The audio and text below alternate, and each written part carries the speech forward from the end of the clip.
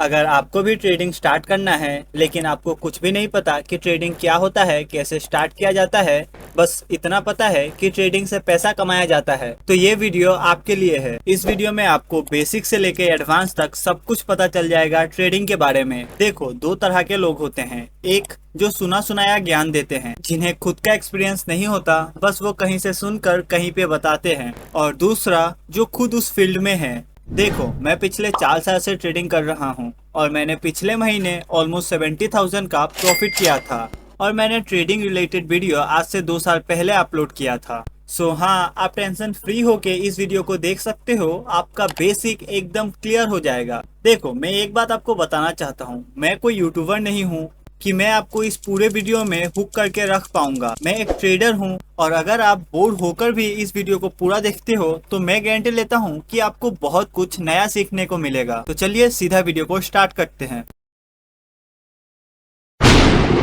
अब जो सबसे पहला सवाल आता है कि ट्रेडिंग क्या है और हमें ट्रेडिंग क्यों करना चाहिए। तो देखो, जब भी हम ट्रेडिंग की बात करते हैं तो हमें सबसे पहले ये समझना होगा कि यहाँ पे स्टॉक मार्केट क्या होता है। देखो, जो भी कंपनियां होती है वो स्टॉक मार्केट में अपने कंपनी को लिस्ट करवाती हैं। अब अगर हम किसी भी कंपनी में पैसा लगाते हैं और उस कंपनी का शेयर का प्राइस ऊपर जाता है तो वहाँ पे हमें प्रॉफिट होता है, और अगर शेयर का प्राइस नीचे जाता है तो वहाँ पे हमें नुकसान होता है। अब जैसा कि हम स्टॉक मार्केट की बात कर रहे हैं तो आप इंडियन पकड़ लो, फॉरेक्स पकड़ लो, जितने भी कंपनी होते हैं वो शेयर मार्केट में लिस्टेड रहते हैं।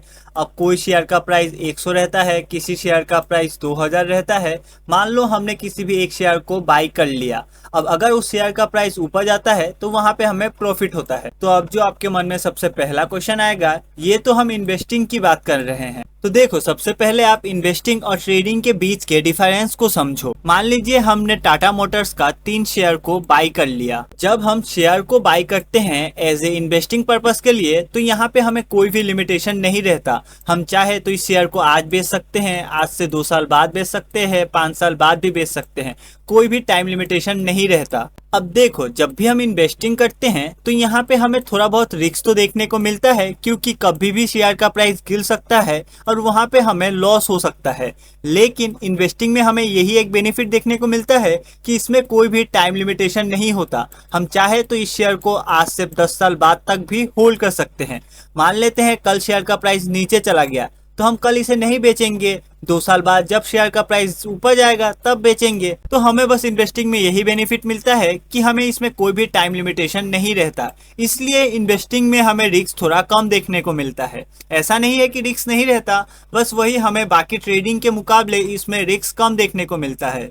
अब इन्वेस्टिंग में बस यही प्रॉब्लम होता है, जैसे कि हमने टाटा मोटर्स का बात किया तो टाटा मोटर्स शेयर का प्राइस 673 रुपीज चल रहा है।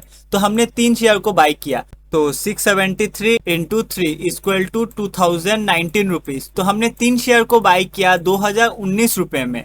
अब मान लेते हैं बाई करने के बाद शेयर का प्राइस 2 रुपया ऊपर चला गया तो यहाँ पे हमने 2000 रुपया लगा के 6 रुपए का प्रॉफिट किया। यही दिक्कत होता है इन्वेस्टिंग में। इन्वेस्टिंग में हम पैसा बहुत ज्यादा लगाते हैं और उसमें रिटर्न हमें बहुत कम देखने को मिलता है। और जैसा कि आपको पता है कि रिटेलर्स के पास ज्यादा बड़ा अमाउंट नहीं रहता, तो बस इसी चीज के ऑल्टरनेटिव में आया है ट्रेडिंग। अब आपको ट्रेडिंग को समझने के लिए सबसे पहले ये समझना होगा कि ट्रेडिंग कई टाइप के होते हैं। बेसिकली यही 3 टाइप के ट्रेडिंग होता है। पहला पोजिशनल ट्रेडिंग, जो हम लंबे टाइम के लिए ट्रेड को होल्ड करते हैं, लाइक इन्वेस्टिंग टाइप। दूसरा स्विंग ट्रेडिंग, जिसमें हम 3 वीक या फिर 2 वीक के लिए ट्रेड बनाते हैं और प्रॉफिट या फिर लॉस बुक करके निकल जाते हैं। और तीसरा इंट्राडे ट्रेडिंग। सबसे इंपॉर्टेंट और सबसे ज्यादा ट्रेडर यहीं पे रहते हैं इंट्राडे ट्रेडिंग में। चलिए एक एक करके तीनों को समझ लेते हैं। Position trading kind of investment होता है। जैसे कि लेट्स सपोज हमें लगता है कोई एक्स लिमिटेड कंपनी आने वाले कुछ साल में अच्छा मूव देगा अपसाइड के लिए, तो हम वहां पे उस स्टॉक को बाई कर लेते हैं और बस कुछ महीने में प्रॉफिट मिलते ही हम प्रॉफिट को बुक करके निकल जाते हैं। उसे हम पोजिशनल ट्रेडिंग कहते हैं।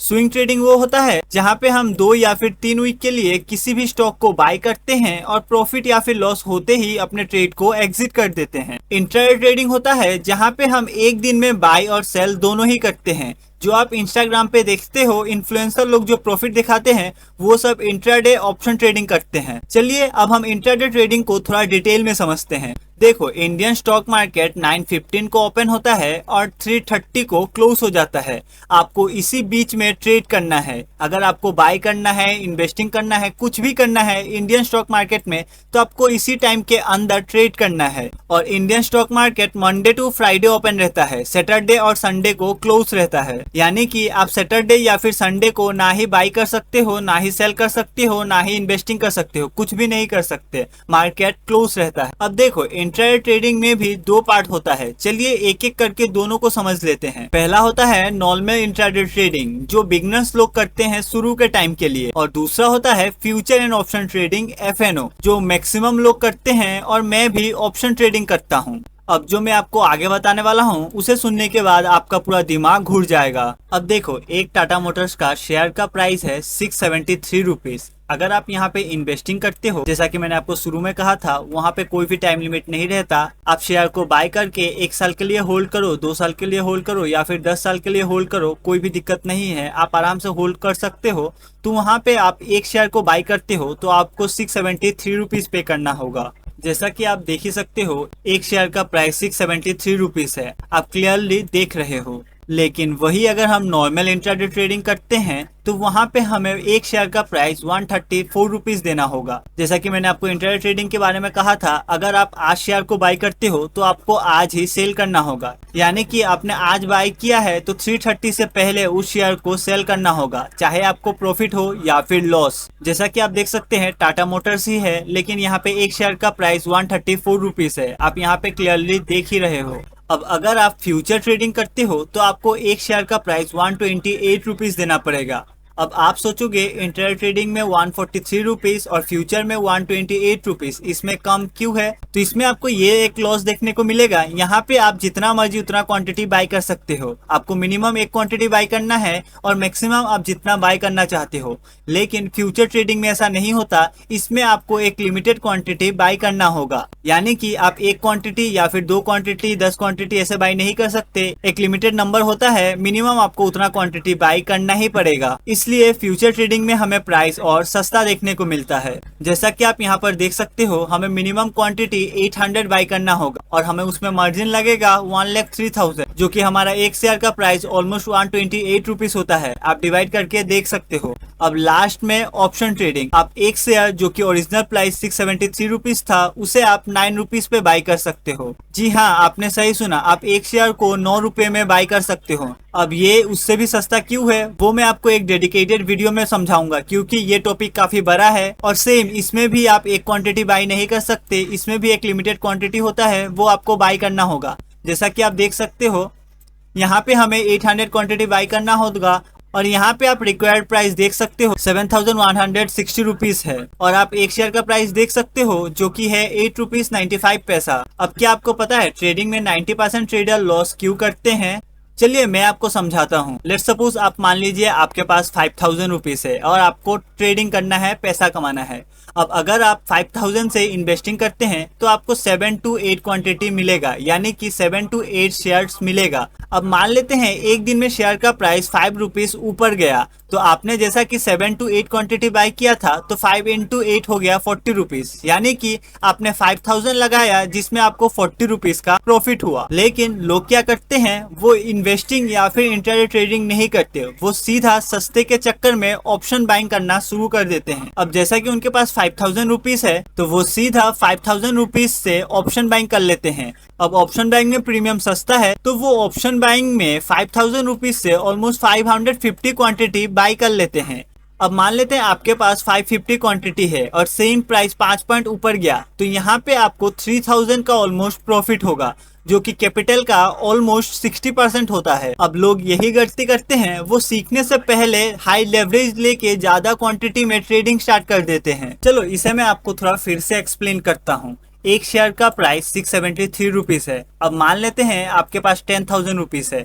अगर हम 10,000 को 673 से डिवाइड करते हैं तो हमें 14 शेयर्स मिलेगा। अब मान लेते हैं आपने जहां पे बाय किया वहां से शेयर का प्राइस 5 रुपीज ऊपर गया, तो आपको एक शेयर पे 5 रुपीज का प्रॉफिट हुआ। अब जैसा कि आपने 14 शेयर को बाय किया था तो 14 into 5 इक्वल टू 70 रुपीज, यानी कि आपके 10,000 रुपीज पे 70 रुपीज का प्रॉफिट हुआ। अगर हम इन्वेस्टिंग करते हैं तो। लेकिन वही ऑप्शन ट्रेडिंग में एक शेयर का प्राइस 9 रुपीज होता है। सेम आपके पास 10,000 है, 9 से अगर हम डिवाइड करें तो वहां पे हमें 1111 शेयर्स मिलेगा। सेम आपके बाई करने के बाद शेयर का प्राइस 5 रुपीज ऊपर गया, यानी कि आपको एक शेयर पे 5 रुपीज का प्रॉफिट हुआ। और जैसा कि आपने 1111 शेयर बाई किया था, जिसको हम 5 से मल्टीप्लाई करें तो वहां पे आपको 5555 रुपीज का प्रॉफिट होगा, सेम 10,000 के कैपिटल से। तो बस लोग यही बड़े प्रॉफिट के चक्कर में ऑप्शन बाइंग करते हैं और बस 2 से 3 महीने में अपने सारे पैसे को लूज कर देते हैं। अब जैसा कि मैं ऑप्शन बाइंग करता हूँ, इसलिए मैंने आपको ऑप्शन बाइंग को थोड़ा डीपली समझाया है, क्योंकि शुरू में मुझे कोई ऐसे समझाने वाला नहीं था। मैंने शुरू के काफी महीने स्टॉक ट्रेडिंग ही किया था और मैं चाहता हूँ आपके साथ ऐसा ना हो, इसलिए मैंने फर्स्ट वीडियो में ही इस सब चीज को एक्सप्लेन कर दिया है। मैं आपको एक एडवाइस देना चाहूंगा,